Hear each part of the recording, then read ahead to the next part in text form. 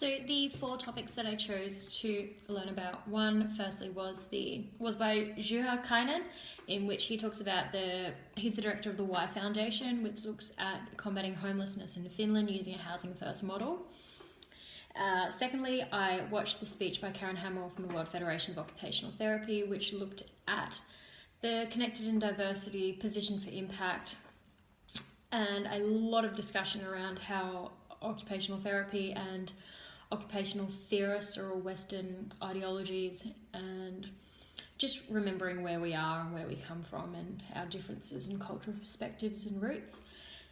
Thirdly, I listened to a TED Talk by Rosabeth McCanter, who's from the Harvard Business School, about leadership skills, social venture and growth, and 6 positive things which you need in order to keep things moving up and in the right direction.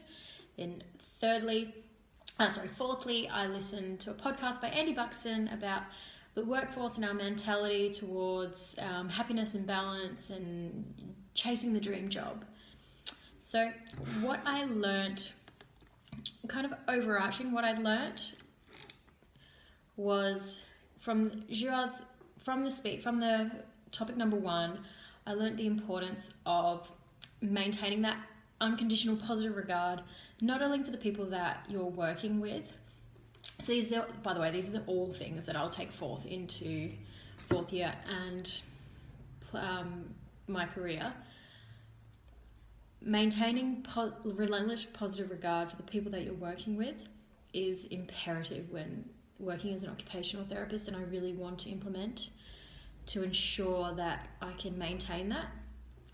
And if I'm not, why? Question it.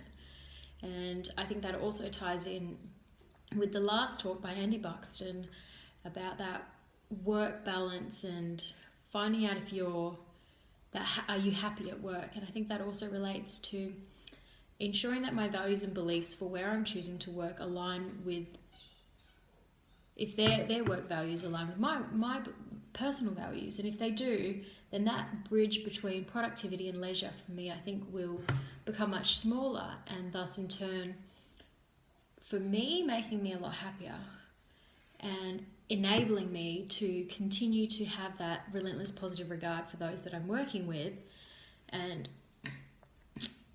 reduce the chance of having a burnout. Also, it's only a temporal thing. Review it. If it's not working, change it, because you may have a boss at work, but you don't have a boss in life. And that's something that I always want to remember going into the workforce as an occupational therapist, is that I am in control of it.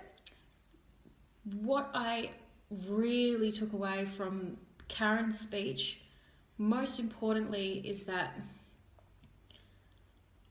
I was born the way that I am, Western Anglophobe, and I am where I am in life, not by choice, but because of circumstances that I was born into. And there is so much strength in using the diversity that we have around us.